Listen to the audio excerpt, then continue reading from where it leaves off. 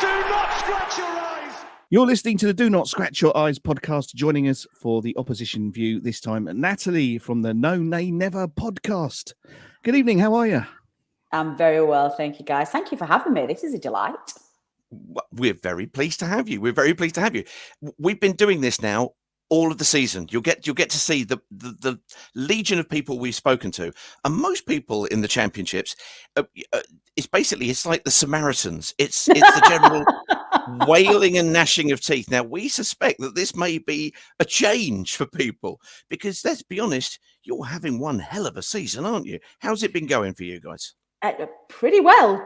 Mustn't grumble. Look, I always had an inkling that I thought we were going to do well. I wasn't particularly of the doom and gloom variety at the start of the season. I was very ready for the old regime to come to an end, and I was really looking forward to the next chapter in this club's history. I thought it had come to a natural cycle where we were just ready to try something different. I was realistic, and I knew that such a mass change in players, change in manager, and relatively recently a change at board level as well, and a lot of inexperience and a lot of coaching staff and players who hadn't yet had an opportunity to get to know each other, that there may very well be a bedding in period. As it turned out, that bedding in period was quite short, and it basically meant that we drew a lot of games instead of winning them. And particularly since the World Cup, but I think just since slightly before then, we look unstoppable, which I realise I've just completely jinxed us. But yeah, it's just great. I don't want this season to end. I really don't want this season to end. I'm loving it. It's stunning, really, because I mean, when you say we knew that we got to a natural point where it was time for regime change, we get that feeling about twice a month at our place. Yeah. So it's kind of different. The stats absolutely bear out, and I hope you don't mind me just going to this. One of the things we do on here is we take a look at the difference between the home and the away form. And they're both pretty bloody monumental, to be honest with you. The home performances, 11 wins, one of which was obviously on Saturday, which we'd like to go into. 4 draws. You have not lost at home. People, nope. start leveling out your expectations here. Now we will quite joyfully go to the away stats, where even then you're getting 2 points a game, which is frankly ridiculous, but not quite as bonkers as 2.46 as you're getting at home. But one of those L's was us, and we were, I think, fortunate enough to get you early on in the season, which I think in that bedding period we talked about. Absolutely, it absolutely did help out from that. How long did it take for companies' methods to get through the squad and the squad build? Was it immediately after we'd come and played you? Because in which case, great, we'll take anything we can get. But when did it start to feel like the steamroller that you're doing to the championship? Really from the off. The first game of the season at home to Huddersfield was an incredible performance, and most Burnley fans were literally looking around going, what is this? It was literally incredible. So I think the bedding in period, that the methods and the style of play and the tactics were there from the start. I think what the bedding in period was more than anything was that we didn't quite know who was going to play. When you change 16 players, everybody's place is up for grabs. So a lot of the early stages of the season, we hadn't yet settled on our back five. We didn't really know how midfield was fitting in. We had a ridiculous conveyor belt of young, tricky Belgian wingers that we didn't quite know which one was going to fit where. That's where all the tricky wingers have gone from Belgium. They're all at Burnley. So I just find it hilarious that Burnley had spent an entire decade in the Premier League with playing no wingers whatsoever and not knowing what wide play was at all. And now we have them all. And in fact, we've got an entire team of tricky wingers, and everybody just plays. The other loss that we've had this season, which was the away trip to Sheffield United, was the absolute wake-up call. And literally, we went in at half-time and we'd absolutely battered them for a half. They couldn't deal with Manuel Benson at all. They really had their heads down, and we just thought we were just going to go on and steamroll them in the second half. We are much stronger in the second half than the first half, which I'll come on to when we talk more in depth about what to expect from the game. Yeah. So I thought this is going to be absolutely great. And complacency kicked in, and dare I say, maybe a slight cockiness about them. I don't necessarily have a problem with my team having an air of arrogance about them, the professional sports, and I think that's a really key attribute to anybody who wants to be a winner. But I think they'd gone too far, and they kind of already thought that they were walking the league and they were unstoppable. And Sheffield United very much brought them back down to earth in that second half. Since then, we've not dropped a point. We just matched the championship record for 10 games, 10 consecutive wins on the bounce. Everybody listening to this is going, what does that mean? What is consecutive wins? What's that? Is that a thing? Does that mean if you win on Tuesday, you beat this record? Yes. Yeah. Oh, bloody hell. Yeah. We will so help you. Can either dampen us and make us just be joint history makers instead of actual history makers, or you've hit it as a really bad time when we're going to hit our first record for this season. And that's I think where that stems from the manager. Everybody knows who Vincent Kompany is as a player. It's no great surprise it is unbelievably competitive and a winner. And Tuesday is the first chance where we can lay our first marker for the season. Oh yeah, we look forward to that marker being laid down against us. You might not do. You might not. You never know. You mentioned in terms of how you are playing, throughout the games, and talking about scoring more goals in the second half of games, etc. How first of all, how did the change of the style of football take under Kompany, because he wanted to play, as you say, very differently to how traditionally had been considered to be the Burnley game under Sean Dyche. God bless him. Were people impatient, or were they just purely excited with it? Definitely not impatient. Definitely not. I think Burnley fans are very similar to Watford fans. I've often thought that we're a very similar group of fans. We're local. We support our local club. You support, we're community clubs, and I think we've both got quite realistic and quite honest expectations about what we want for our club. So there's definitely no impatience. And even from a promotion perspective, most Burnley fans recognised that we probably should try and get back up whilst we still have parachute payments, because otherwise we don't have any other money coming in, and that's going to be very difficult to try and get another push and try and get back there. Mm-hmm, yep. But there was no. But you know what? So what if we don't? We've been in the Championship before. We've been in all 4 divisions before. It's absolutely fine. Burnley Football Club's been here for 100 and odd years. It's going to be here for another 100. We're very relaxed that way. Very good, very good. So we like to select a player here of yours, and we call him your star player, and then you can tell us, no, rubbish, it's Rodriguez. But you can be the judge. Nathan Tella, who you brought in, from what I've seen, has really sort of lit up, and he's top of the goal getting stats. Obviously, let's talk a little bit about Saturday. But at the moment, I was going to say, but Rodriguez is in second place, and he's always been a player that. I think he's always been an underrated forward in terms of his movement and his finishing, and he seems to be. I think he's second in your scoring charts, etc. You bought in Teller. I know has he been bought in on loan with an option to buy, or no, he's not. Well, if there is an option to buy, that's not been made public as yet. At the moment, he is just a loan signing. There were a lot of rumours that he was going to be recalled in January, owing to the struggles that Southampton were having. Nathan Jones, God bless his soul, decided that he didn't need free-flowing scoring Nathan Tella, and that worked out very well for both of us. So good for him. We kept him. Nathan Tella is a fantastic player, but he's been in and out this season. He's only just coming into his own. So I'm not gonna put him as our star player. Go on. Who are you putting in? Anas Sarori. Well, actually, this sounds really obnoxious, so I apologise to your listeners in advance, but quite frankly, we've got 11, 12, 13 star players. We've never had this before at Burnley, so I'm getting greedy. Our goalkeeper is phenomenal, probably one of the most skilled players with his feet. There were times at the Preston game that he was playing in central midfield. It was ridiculous. He's incredible. Our 2 centre halves, Taylor Harwood-Bellis has gone. He's injured. He's on loan from City. So Ekdal and Jordan Bayer are both. They could play in the Premier League every single week.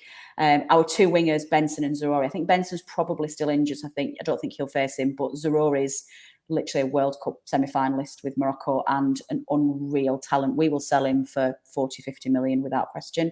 Well, before we go to where the rubber hits the road, which is our prediction league, which is simply the worst thing that you'll ever have seen, we are going to go for your top 3 on players who formerly played for both clubs, and you've mentioned one of them there in Jack Cork.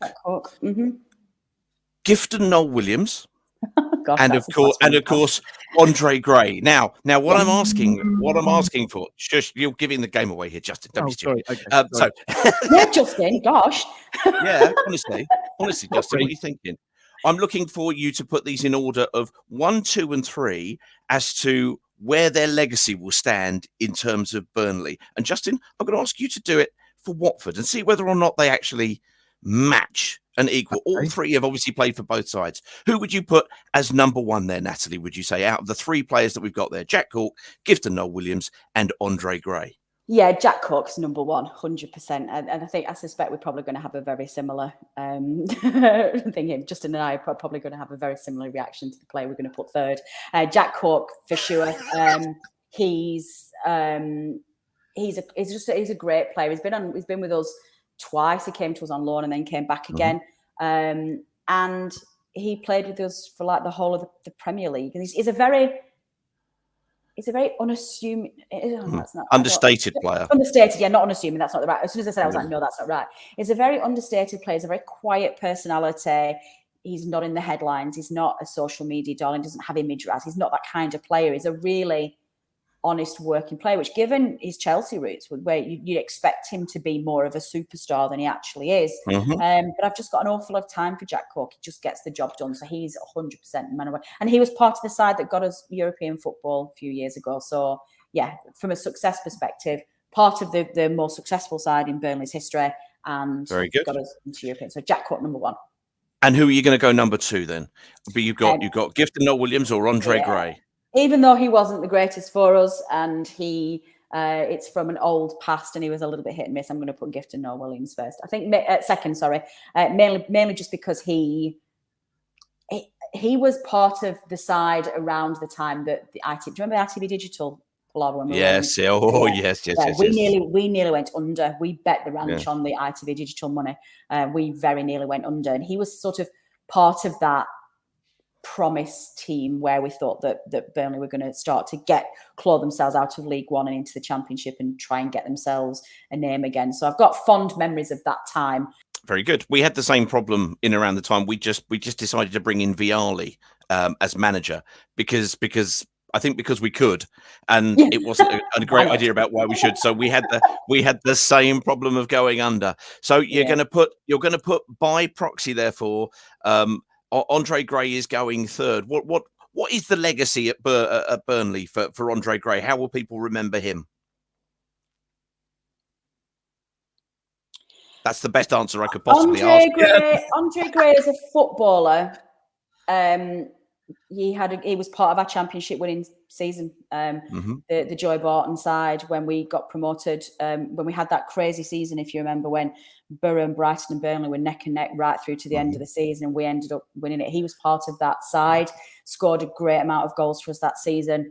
Andre Gray, the man, not particularly keen on, and his legacy for Burnley will always be tainted by the really racist, homophobic tweets that were revealed after we'd won against Liverpool. And I have very little tolerance for anybody who has that. And I don't think he necessarily showed enough remorse from that, to be honest. And given the challenges in society that he himself faces as a man of colour, he ought to have known better. I understand that it was from a time that was in his past, but I just don't think he did enough. If he's saying that it was a time in his past and he's not that man anymore, he didn't show enough remorse for me, and he didn't do enough to make amends for those. So that will always be a little bit tainted for me, and he kind of left under a cloud, and I don't. Well, Natalie, you'll be pleased to know that Andre Gray came to Watford and reinvented himself as somebody who could be loathed for entirely different reasons, including partying during lockdown, and generally, as you say, on the pitch, he was shocking. Justin, who are you going to be putting first? I suspect I know here. Who are you going to be putting first from our three? Gifton, without doubt. He was absolutely fantastic. He was a legend for you guys, wasn't he? He was a legend for us, and he's a really nice guy as well. We've had him on the podcast, and he's just great to talk to. So Gifton will, out of those three, will definitely go first, Peter. Okay. I don't even need to ask you really about who's second, do I? No, that'd be Jack Cork. And I was Jack Cork. only ever on loan for us, wasn't he, from Chelsea? I don't think we ever signed him as a player. Yeah, he was. He seemed. But he was under Rodgers, so we played some nice football, and that fitted him because obviously Rodgers was the former Chelsea youth coach as well. So we did see some of that nice football from him as well. Whereas, yes, Andre Gray. We didn't see any good football from Andre Gray, and we saw even less of him as a man. Absolutely appalling. One of the biggest wastes of money that we've ever had. 18 million. Yes, you have to say, Burnley, well played. £18.5 million. Yeah. Oh, come on, Yeah, give it up there. At the time when you bought him, we were like, "Ooh, okay, yeah, we're going to take that money." We were as well. We went, "Oh, really?" Yeah, well, I mean, in fairness, we thought 3-0 against Preston was a good result. No, 18.5 million. That's a good result. That's a good result. Right, we're coming to where the rubber hits the road. It is the completely rubbish prediction league. Everybody goes, oh, at this particular point. Natalie, you are playing on behalf of the EFL. You are playing on behalf of the EFL. It's nice and simple. What we have is a league we've played every single game.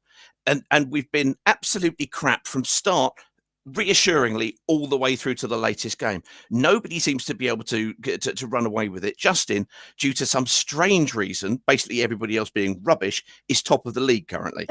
Well done, but it's really the lowest bar possible. The EFL, who you're going to play on behalf of, are on 12 points. Carlos, who is currently out trying to, I think, kind of basically say very sorry to his wife for basically we had 2 Americans come over and he went out and got them absolutely hammered yesterday. So he's making amends there with the family. So I got his score. As many do on a Sunday, I would. That's probably a popular day for making amends. It is indeed. But as our guest, we would love to get a scoreline from you to represent the EFL and give them a chance. What do you think? And you can be hand on heart or head, whichever you like. What do you think the scoreline is going to be Tuesday night? From our game, Turf Moor. Yeah, that's fine. I don't think it's going to be by any stretch an easy game. I really don't. I think it's going to be a much tighter game.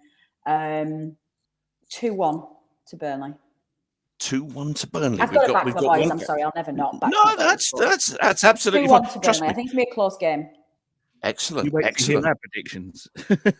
well, I can tell you now that by proxy, Carl has voted for Burnley to score 3 goals and Watford to get 1. So there are 2 forecasts for Burnley at the moment. Bearing in mind, we played Blackburn yesterday and really didn't get the head up of steam that we would really need to have.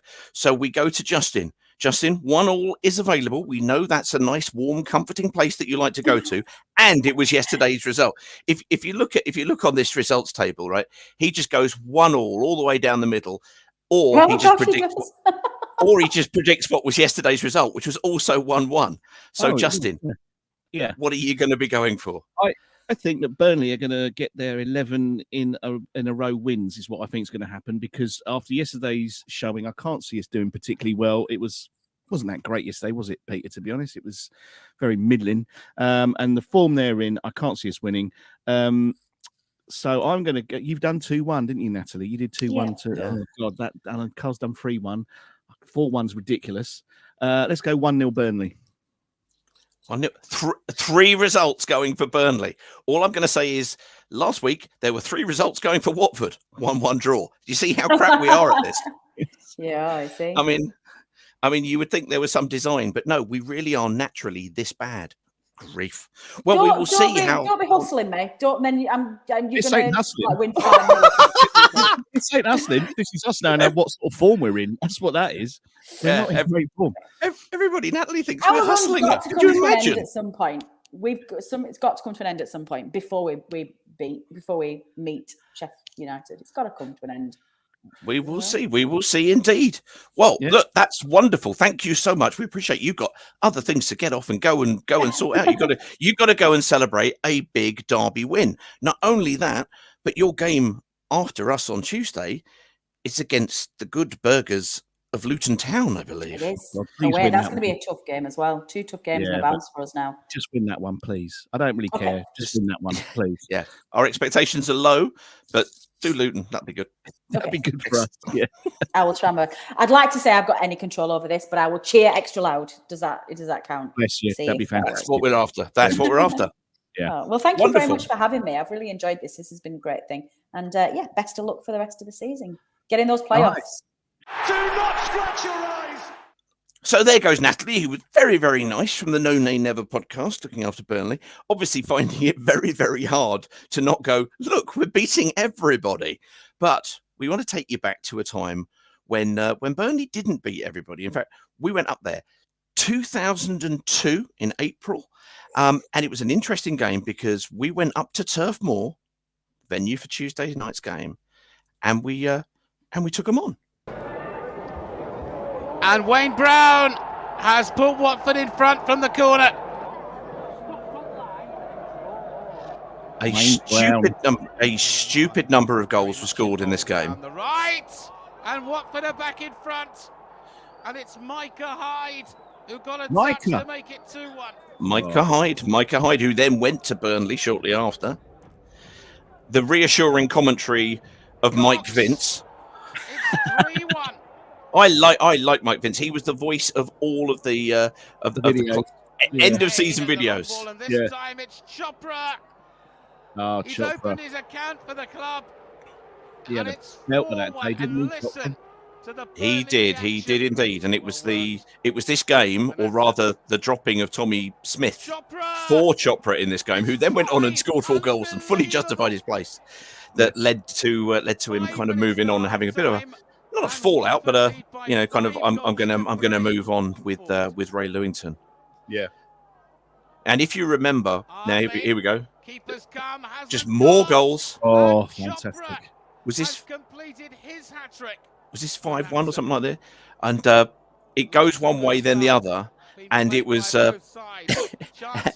Andrew French said about all of the players, all of the Clarets, as he called them, who'd all kind of left the game because they were like 4-1 down at half time, and suddenly Burnley came back into it. It was like 4-3 at half time, and it was it was hysterical because all of a sudden they're like trying to get back in again, having thrown their season tickets on the floor and all sorts of stuff. So yes, wonderful. 7-4. I don't know what the odds would be for a Burnley 4, Watford 7. But I don't think anybody's going to be brave enough to go for that in the prediction league. We all think it might be going the other way. Have we seen 11 goals in a game before at Watford? Is that the most goals in a game that Watford has ever been involved in? I'm trying to think. 11 goals in one game. That's got to be the most. I can't think of many. There was the 5-4 in 86, 87 against Everton, where Everton won 5-4. We've had obviously the famous 7-2 Blackpool comeback, 2-0 down at half time, winning 7-2 at full time. That was a bit bonkers. And we've had 8-0. I was at 8-0 Sunderland game in 82. I think it would have been 82, 83. So we've had some, but 11 goals is just plainly bonkers. It really value is. for money is what that is, Peter. It's value for money. That's what you demand. I can imagine you sitting there going at 6-3, going, "Come on, where's my value for money?" Value for money, yeah. But it was a heck of a game and a ridiculous number of goals scored. And interestingly, the Manchester City ladies manager or women's manager, and I'm trying to remember his name for it now, Gareth Taylor. He scored a hat-trick in that game for Burnley in a 7-4 scoreline, and still didn't end up either with the match ball or the 3 points because Chopra, who was on loan from Newcastle, picked it up with 4 goals. That's mad. Who scored 4 goals for Watford in a match since then? Delafeu has, hasn't he? Wasn't that against Cardiff? Am I right in saying? No, he got a hat trick against Cardiff. 4 goals would be, again, that 7-2 game would be Odion Igalo. because and as I have said a number of times, I think quoting Troy Deeney, who was kind of a bit huffy that he wasn't getting past to at any point. He said at one point, Garlo didn't really know very much about it, but some of them came off the post and onto his face and in. Yeah, he just did anything and it went in the goal. So he was kind of just laughing about it, which is great. Yeah. But no, 4 goals is really quite something. Michael Chopra or Johnny Garlo, take a bow. If we could score 4 on Tuesday, that'd be fantastic. But I can't see us scoring any. I mean, if we look at the game against Blackburn, I mean, that was hardly inspiring, was it, that game? We got some lovely new signings. And, to be fair, I think that we've got a player in Porteous. Hoot looks okay. There's several players that look okay. But I think as a team, we're just still looking very disjointed. There's no team spirit. We don't look like a unit as a team. Well, it's when we're going forward, and we had a big discussion about this obviously on the Twitter spaces. It lasted for a couple of hours, and some of the common threads that people kind of were observing were, we get the ball and we were keeping it a lot at the back, pushing it a lot at the back. We're playing it a lot out from backmen in our own area and pushing it away, but we would never pass the ball to the back of their defence to run onto. And when you think about the players that we've got, I mean, I've got no idea if Matthias Martins, old Pat Butcher, has pace or not, because he's never had the ball played to in behind to go after. But if you think about the fact that we had Arosh, we had Martins, we had Sarr, and we had João Pedro in the first half, and then you switch to Keenan Davis in the second half and bring on Sema. I thought out of all of those, Sema was the one that lit the place up and really kind of came on and really tried to do stuff.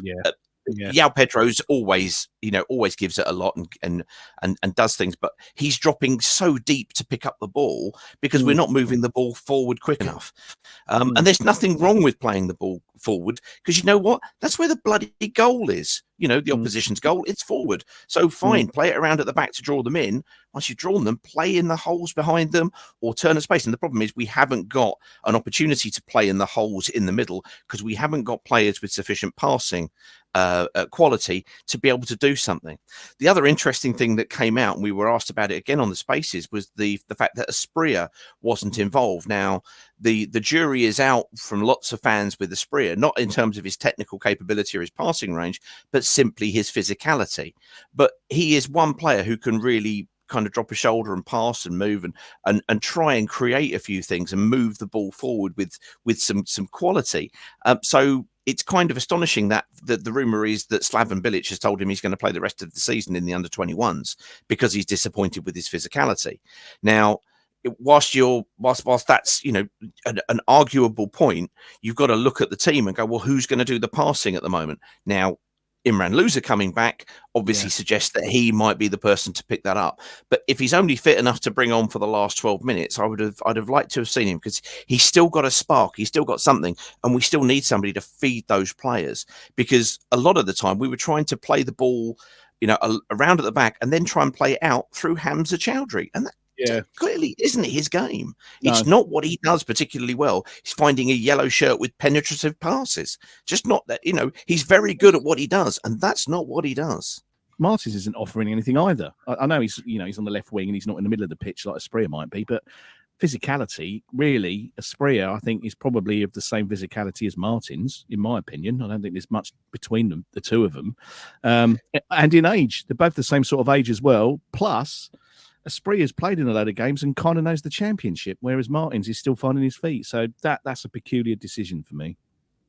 I think the odd thing with Martins, and the more we see of him, the more we can sort of judge, because of course he came in on the first game, he got brought down for a penalty against Blackpool, and his shot was saved and parried, and Adeyemo finished, so he got 2 assists in that game. Since then, I don't think he's, and I'm happy to be corrected, he may have taken the corner for example, for Porteous's headed goal at Reading. I'm not sure, but I don't think he's had many assists other than that. And his set pieces yesterday were nothing short of disastrous. So it's, we've really got to see something from him. Can he beat a player? Don't really see it. Is he a jinky kind of winger who will kind of, kind of fox him and go another way? Haven't really seen that. Is he a winger who can beat somebody with pace? Haven't really seen it. Is he a player who can, dazzle you with crosses, before, so he doesn't have to beat a player? No, not seen it. So it's going to be interesting to see what he's got. He is still a young player, but as we said on the Spaces yesterday, we've only got him till May. It's no good him developing here. He's got to be between now and May. He's got to be kicking up trees if he wants to justify being on loan and taking another player's place who could be improved with the development, which is what Asprilla is. He is a permanent player here. You could also argue, I suppose, that anybody who's owned by any one of the Pozzo clubs could basically end up anywhere at the whim of Gino or the family, depending on what they want to think. But it seems sort of odd. Obviously, it's a fair argument to say that Asprilla doesn't play on the wing, so he's not necessarily a like for like kind of player. But No, you could shuffle it about. There's not a lot between them, in my opinion. And Asprilla has already proven that he can almost hold his own in this division, whereas Mateus Martins may not prove that at all. And we've only got him till May anyway, so it just seems a bit peculiar. I don't really see the reasoning behind saying he's not physically enough. If that is what Bilic has said. But hey, listen, it's Watford, isn't it? I mean, anything could happen between now and May, Peter. We always stand by to be amazed, don't we? This is true. The other thing that we didn't really mention on the Spaces, because it was 2 hours long, and I kind of keep things to the back end to maybe kind of suggest something poignant, but I didn't, because it was like it was a long old call. Great. Yeah. But was the Oli Phillips presentation at half time from Andrew French, who we all know, who basically nobody finer to speak about Oli Phillips than Andrew, because he worked with him as the sports editor. He knew him personally for years and years. He learned at the man's feet effectively, and also the collection of Ollie's family, his daughters, who all spoke. And for once, with all of them, the PA stood up and you could hear what they said audibly. There's one thing you can say about Oli Phillips, is he knew how to get news to people. And even with his own kind of commemoration at the ground, we actually heard it loud and crisp and even. And that's not even an irony. That's only reasonable for the man, because he was astonishing. I used to go and as I think I said to you before, people used to think I was having an affair on Thursday nights, because I'd always wind up about 9:30 getting into the office, because I would do what so many Watford fans did: go to the newsagents and buy the Watford Observer. This is prior to the internet. There were 5 broadsheet pages minimum of Watford coverage from the week, and his own write-ups were amazing. They were forensic, and he would give you all of the updates, all of the news. And I think it was Graham Taylor said, don't believe anything until you read it in the Watford Observer. Yeah, I think it's very easy, for us, because we were there. But if you're not our age and you're in your 20s, you get your news from Watford in a very, very different way. In our day, it was either the programme or the Observer. Now, obviously, the programmes are always going to be a little bit kind of Watford friendly and a bit kind to the team. The Observer was kind of more objective about everything, and you didn't have the likes of us or YBR or the Golden Pages. You did, but it was very, very different in those days. You did have kind of clap your hands, stamp your feet, and those sort of things. But there had to be someone that was a conduit, a proper conduit between the club and the fans, and they had to be objective. They had to be a critical friend, and they had to be good at what they did. And like you say, it was a broadsheet up until about 2000, probably, when it became a tabloid. But there was always kind of tons and tons of coverage from Oli Phillips about Watford, and you knew what was going on. There was a lovely flow of communication between the club and the newspaper. There was a trust. There was a kinship. He was a fan. You felt Oli Phillips. He wasn't just a journalist. You felt he was a fan of Watford Football Club as well. So there was a tight love between Oli Phillips and Watford Football Club, which came out in his writing. And Andrew is, in my opinion, doing a remarkable job of bringing that back. Things are very different now. Everybody with an opinion can have it out. There's us with our Twitter Spaces. We can have an opinion out within 10 minutes of the final whistle. Everybody can have their say. It wasn't like that. Even 20 years ago, it wasn't like that. And God rest his soul, because he was absolutely fantastic, Oli Phillips. And people of a certain age will get that. Younger people probably won't quite see what the fuss was about, but trust me, it was important that we had someone like Oli Phillips reporting in our local newspaper. So, Rest in peace.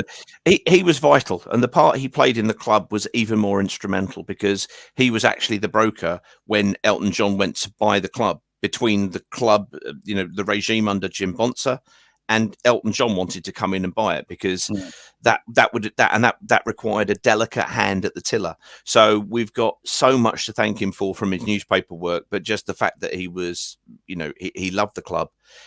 He was absolutely pivotal in all of the Graham Taylor eras and the period in between, when sometimes, with different regimes, the road was a bit rockier for the paper. It was a bit harder. As we said beforehand, it is only right and fitting and proper that Andrew is now back at the Watford Observer, with his connection to that, with his understanding and his connection to GT and to the regime, that he is there providing exactly what, or the modern equivalent of what Oli did. I mean, you got to remember, we had to wait until Friday. Didn't matter. The game was on Saturday. You had to wait, and therefore, what you got was an opinion piece as well as a record of fact, as well as of all of the other goings on that you just didn't have any understanding or idea from.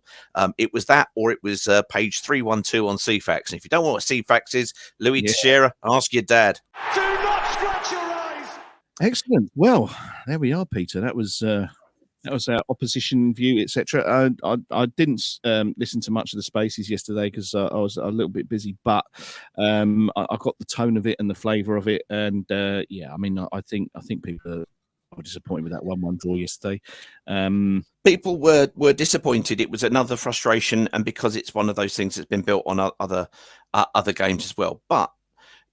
There was a couple of things. Obviously, the US guys who had phoned into the Spaces after the Blackpool game to just go, hey, we're Watford fans as well. And then the following week rang in and went, yeah, we're going to come over. Carl's spoken to us. We got tickets, and they came over and had a great time, which was Chris and Nick, otherwise known as Jimmy Pesto, came over, and also Jack, who's from Virginia, who is now adding pieces. Another one's been added in terms of the review of the blog post. We're trying to open up the blog post so that if you want to write anything, or if you've got, if one of your kids is keen on writing something and wants to have it published, add it on here and we'll advertise it. We'll let everybody know. Excellent. So that was the opposition view and a little bit of a review of the Blackburn game, etc.